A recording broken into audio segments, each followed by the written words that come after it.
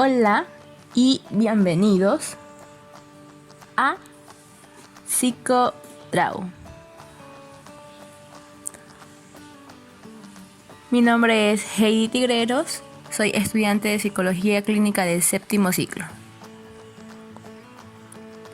El día de hoy vamos a hablar sobre la psicosis. La psicosis tiene 3 polos. Es por esto que vamos a conocer sus diferencias entre el psicoanálisis y lo que dice la psiquiatría sobre estos.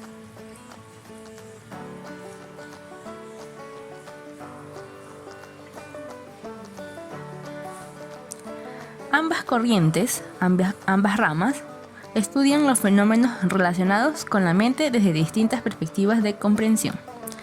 Mientras que el psicoanálisis, por su parte, tiene el particular interés de describir y explicar la realidad psíquica, además de ser un método, es una teoría y un método de investigación sobre el funcionamiento de la mente, ya que tiene el propósito de entender cómo funciona desde el conocimiento del comportamiento humano con la percepción de la realidad. Mientras tanto, la psiquiatría es una rama de la medicina que recaba información a través de la observación de signos objetivos y comprobables. Permite distinguir el cuadro de signos representados por el paciente, para así identificar y diferenciarlo con otras entidades nosológicas.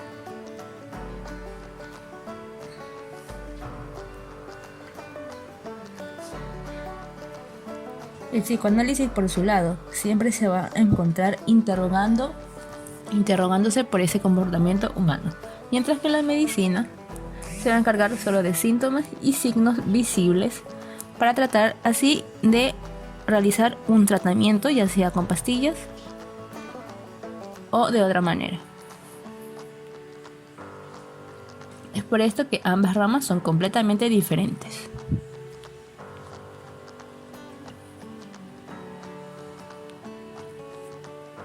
Vamos primero que nada a conversar acerca de la melancolía, que es una psicosis, desde el punto de vista del psicoanálisis.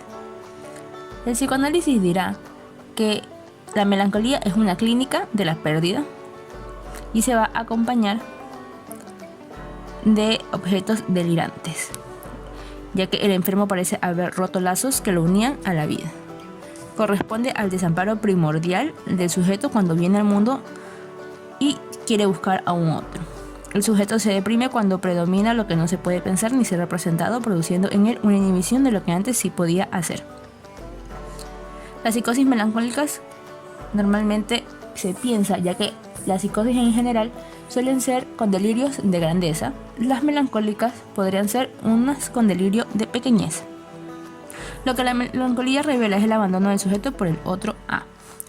Deja una especie de dejar plantado, como lo escribe Schreber, al decir nada más atroz que este dolor eterno que acompaña al más extremo desprecio de sí mismo, identificado con un objeto de desecho. En la melancolía no hay objeto. Esta A que debería existir en la alineación no está, no existe. Tampoco hay pacto con el otro, por tanto este diagrama de Venn se completa separado. Únicamente la imagen narcisista podría taponar el goce a condición de que sea un ejemplar para el ideal. La menor imperfección que surja en esta situación de carencia del nombre del padre y del goce fálico puede pasar a un goce que proviene de una parte del yo mismo o del super yo. Este goce se estrella entonces sobre lo que sustituía al objeto abandonado para disolver esa imagen. El melancólico será quien asuma la culpa.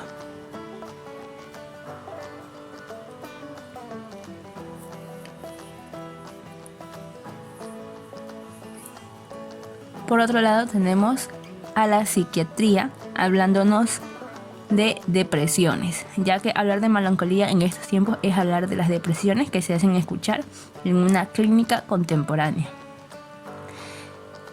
Nos dirá que cuando se cumplan 5 o más de los síntomas que han sido presentados durante 2 semanas y que estos representen un cambio del funcionamiento previo al menos de los siguientes síntomas: del estado de ánimo deprimido o de la pérdida de interés o de placer. Recordemos que estos síntomas están escritos en el DSM-5. El primer síntoma es un estado de ánimo deprimido la mayor parte del día, casi todos los días. Segundamente, una disminución importante del interés, la mayor parte del día. La pérdida importante de peso sin hacer dieta, el insomnio y el sentimiento de inutilidad o culpabilidad excesiva o inapropiada. Estos síntomas suelen causar malestar clínicamente significativo o deterioro en lo social, laboral u otras áreas más importantes del funcionamiento.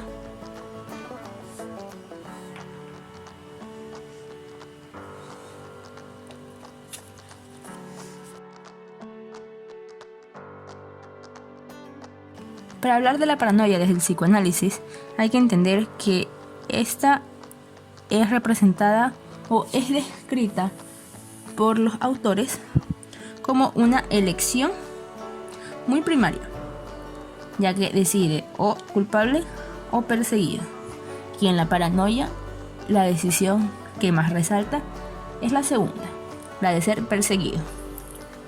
En la paranoia siempre va a existir esa figura del otro malvado, porque es una forma de hacer consistir al otro. El otro habla de él, el otro jamás tiene buenas intenciones, y esto define el estatus primario del otro.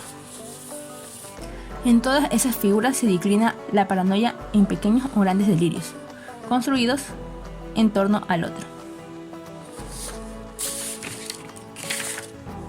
Todos estos delirios de la paranoia en pequeños o grandes van a estar construidos en torno al otro, al pertenaire, a su cuerpo, a un grupo rival, a un extraño o a un inmigrante, ya que el otro goza de mí. Conviene saber que la causa paranoica obedece a una proyección, pero no es en la dirección neurótica cotidiana de ver en él o en el otro algo que es propio. El paranoico atribuye cosas malas externas, estas intenciones malévolas, pero estas intenciones malévolas hacia el otro, lo que asegura verse inocente y amar aún más su yo.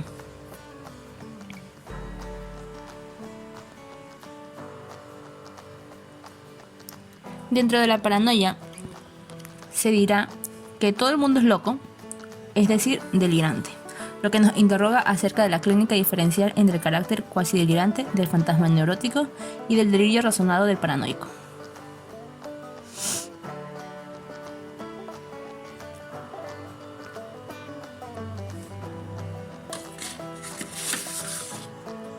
Ahora, para hablar de la paranoia desde la psiquiatría, tenemos que saber que el manual del DSM lo llama el trastorno paranoide o el trastorno paranoico de la personalidad. Se caracteriza por un patrón generalizado de desconfianza injustificada y sospecha de los demás que implica la interpretación de sus motivos como maliciosos. Los pacientes con trastorno de personalidad paranoide suelen desconfiar completamente de los demás y asumen que los demás tienen intenciones para perjudicarlos o engañarlos. Existe una sospecha injustificada de que otras personas los están explotando, dañando o decepcionando. De aquí salen los síntomas: una preocupación por dudas injustificadas sobre la fiabilidad de sus amigos y compañeros de trabajo, una renuencia a confiar en los demás frente al temor de que la información sea utilizada en su contra. Va a existir una malinterpretación de las afirmaciones o eventos benignos que el individuo piensa que esconden menosprecio, como si fuera una hostilidad o una amenaza. Va a existir un resentimiento por insultos, lesiones o desaires. Todas estas disposiciones a pensar lo malo del otro, existen sospechas recurrentes e injustificadas de que su cónyuge o pareja le podría estar siendo infiel.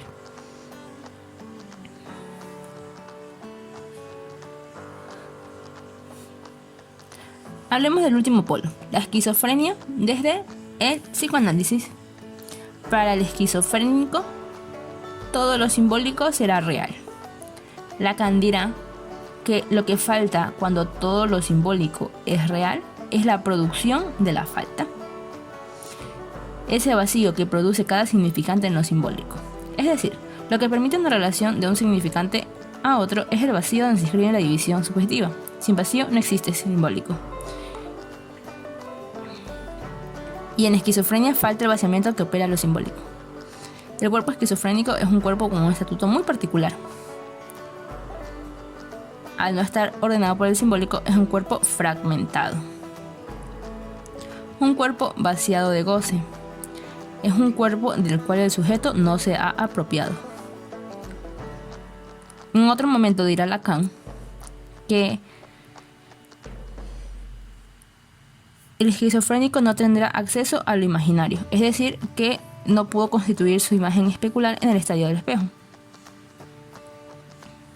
En la esquizofrenia, el goce emerge desde su ámbito para invadir la vida del sujeto avallazándolo en su cuerpo. No existe la posibilidad de atemperar el goce o separarlo del cuerpo, pues la barrera fundada en el lenguaje no se constituyó. El goce en la esquizofrénica queda atrapado en el cuerpo y aparece como el sostén. Ahora, para hablar de la esquizofrenia en la psiquiatría, esta también lo va a llamar un trastorno esquizofrénico. Y va a decir que se caracterizará por psicosis, entendiendo como psicosis una pérdida de contacto con la realidad. Va a hablar sobre alucinaciones, sobre ideas delirantes. Podrían existir déficits cognitivos y problemas del habla. Entre los síntomas se pueden encontrar ideas delirantes, alucinaciones, como ya se mencionaron. Un efecto aplanado, ya que la cara del paciente suele ser inexpresiva y con falta de expresividad, ausencia de contacto ocular, una pobreza del habla, una aironia, que es una falta de interés en las actividades, la falta de sociabilidad. El esquizofrénico no tendrá ganas de interactuar o de mantener relaciones con los demás. El manual del DSM-5 nos dirá que alrededor del 5 al 6% de los pacientes con esquizofrenia se suicidan y alrededor del 20% siquiera lo intenta. El suicidio es la principal causa de muerte prematura entre las personas con esquizofrenia y el DSM dirá que reduce la supervivencia a un promedio de 10 años para estas personas. Ok, esto ha sido todo. Muchísimas gracias por haber visto el video. Recuerda, mi nombre es Heidi Tigreros, estudiante de Psicología Clínica del 7º ciclo. Esto ha sido Psicodraw.